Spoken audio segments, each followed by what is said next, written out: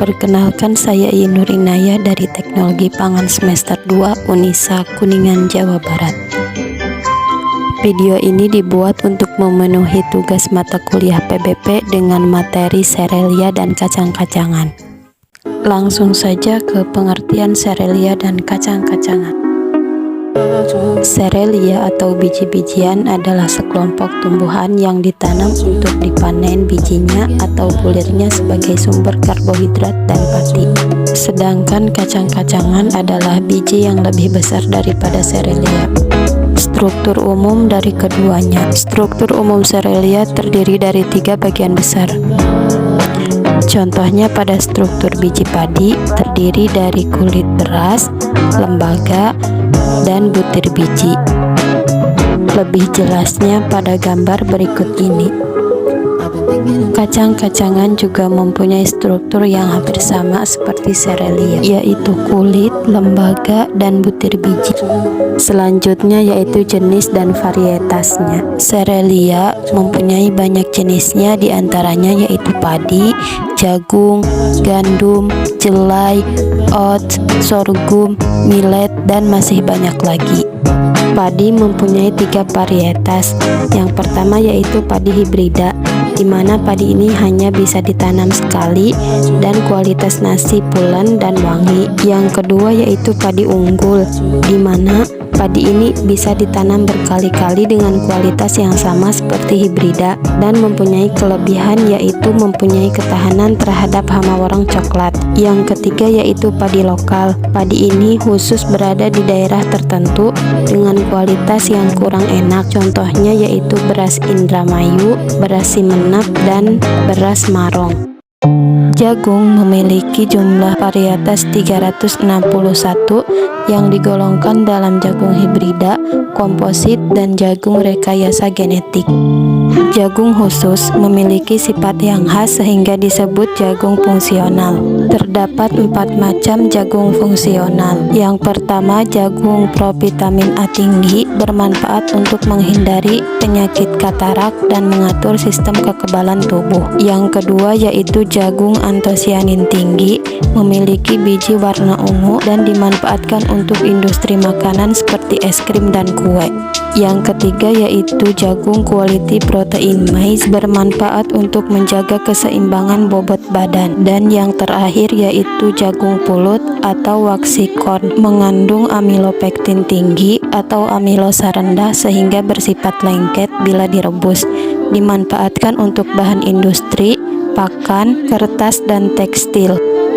Terdapat 3 jenis gandum yang banyak digunakan sebagai bahan pangan, yaitu gandum yang bertekstur keras, gandum yang bertekstur lunak, dan gandum durum. Gandum memiliki banyak manfaat yang melimpah berkat tingginya kandungan karbohidrat, serat, vitamin, dan mineralnya. Gandum ini hadir dalam berbagai produk olahan seperti kue, roti, dan sereal. Oats mengandung banyak vitamin dan mineral dan antioksidan tinggi, bermanfaat untuk meningkatkan respon insulin dan mengurangi gula darah, juga dapat mengelola berat badan. Sorghum digunakan sebagai bahan pangan, bahan pakan, dan bahan bakar. Ada yang dimanfaatkan dari bijinya dan ada juga yang dimanfaatkan dari batangnya. Sorghum yang dimanfaatkan dari bijinya digunakan untuk pangan dan pakan ternak serta bahan baku industri pembuatan minuman dan bioetanol. Sedangkan sorghum yang dimanfaatkan dari batangnya atau sorghum manis dimanfaatkan cairan batangnya untuk bahan baku pembuatan sirup dan bahan baku pembuatan etanol. Kacang-kacangan, contohnya seperti kacang merah, kacang komak, kacang kedelai, kecipir, dan lain-lain.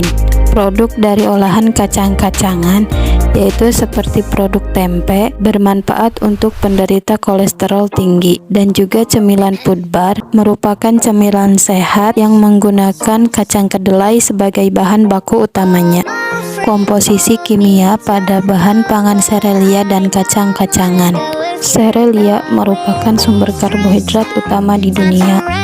Kacang-kacangan dipakai sebagai sumber protein nabati, meskipun beberapa juga dipakai sebagai sumber minyak, seperti kacang kedelai dan kacang tanah. Seperti pada tabel di atas, karbohidrat pada bahan pangan serelia memiliki kandungan yang tinggi, dan protein pada bahan pangan kacang-kacangan juga memiliki kandungan yang tinggi. Komposisi kimia pada bahan pangan serelia dan kacang-kacangan diantaranya yaitu karbohidrat. Karbohidrat merupakan penyusun terbanyak dari serelia. Karbohidrat yang ada dalam serelia terdiri dari pati, pentosan, selulosa, dan hemiselulosa. Pati tersusun dari rangkaian unit-unit glukosa yang terdiri dari fraksi rantai bercabang atau amilopektin dan fraksi rantai lurus atau amilosa. Penyusun terbesar serelia kedua yaitu protein. Protein tanaman dibagi atas dua kelompok, yaitu protein cadangan dalam biji dan protein fungsional dalam bagian vegetatif dari tanaman. Protein cadangan dapat dibagi menjadi 4 fraksi berdasarkan urutan pelarutnya. Protein larut dalam air yaitu albumin, protein yang larut dalam garam yaitu globulin, protein yang larut dalam alkohol yaitu prolamin, dan glutelin, protein yang larut dalam alkali dan asam. Pada serelia, fraksi utama adalah prolamin dan globulin, sedangkan pada kacang-kacangan adalah globulin. Pada serelia, kandungan lipida tertinggi terdapat dalam lembaga dan lapisan aleuron. Pada beras, kadar lipida sebanyak 2%. Lemak pada kacang-kacangan yang menempati persentase tertinggi yaitu kacang tanah dan kacang kedelai, sehingga lebih banyak digunakan sebagai minyak. Kandungan mineral dalam tanaman itu bervariasi, tergantung dari perbedaan komposisi dan ketersediaan nutrien tanah tempat tumbuh tanaman tersebut. Mineral yang banyak terdapat dalam serelia adalah kalium, fosfor, belerang, magnesium, klorida, kalsium, natrium, dan silikon. Sedangkan yang terdapat dalam jumlah sedikit adalah besi, seng, mangan, dan tembaga. Selama proses penggilingan serelia, kandungan vitamin akan banyak yang hilang karena kandungan vitamin terdapat pada bagian aleuron. Kandungan vitamin dalam beras yang utama adalah tiamin, riboflavin, niacin, dan piridoksin. Kandungan vitamin pada kacang kedelai cukup banyak mengandung provitamin A yaitu karoten. Perubahan fisiologi pasca panen serelia dan kacang-kacangan. Proses pasca panen padi diawali dengan pemanenan padi. Apabila butir padi sudah berubah warna dari kuning hingga kuning keemasan, itu artinya padi sudah siap dipanen. Setelah padi dipanen dan dilakukan pengeringan, maka gabah padi akan berubah secara fisik. Dari segi warnanya, gabah padi akan berubah menjadi warna lebih kecoklatan. Setelah proses pengeringan, gabah akan digiling untuk memisahkan antara cangkang dan isinya hingga sampai ke proses akhir menjadi beras. Hasil panen jagung tidak semua berupa jagung tua atau matang secara fisiologis, tergantung dari tujuan panen dengan menyesuaikan tingkat kemasakan buahnya. Contohnya seperti jagung untuk disayur harus dipanen sebelum bijinya terisi penuh, atau jagung untuk direbus dan dibakar harus dipanen ketika matang susu. Ciri jagung yang siap dipanen yaitu tongkol atau kelobot mulai mengering yang ditandai dengan adanya lapisan hitam pada biji bagian lembaga. Juga bijinya kering, keras, dan mengkilat, dan apabila ditekan tidak akan membekas. Ciri tanaman kacang kedelai yang sudah siap dipanen yaitu setidaknya 95% polong pada batang utama telah berwarna kuning kecoklatan. Itu artinya polong sudah masak, batang tanaman sudah mengering, dan daunnya sudah rontok. Kadar air kacang kedelai sekitar 25% dan kulit polongnya mudah terkelupas. Proses panen yang baik biasanya dilakukan saat matahari bersinar, cerah dan tidak hujan, biasanya dimulai pada jam 9 pagi. Kacang tanah dipanen pada saat mencapai kemasakan biji yang tepat. Panen yang terlalu cepat membuat biji menjadi keriput. Tanda-tanda kacang tanah yang telah tua dan dapat dipanen ialah sebagian besar daun telah menguning, kulit polong menjadi keras, berserat, dan bagian dalam berwarna coklat. Biji telah terisi penuh, kulit biji tipis dan mengkilat.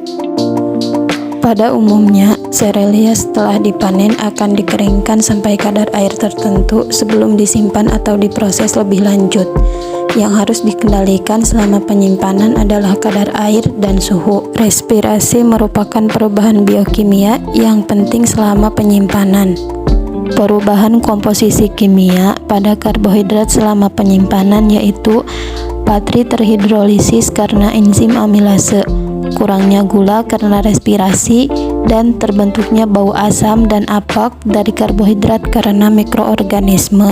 Selama penyimpanan, sebagian besar nitrogen total tidak mengalami perubahan.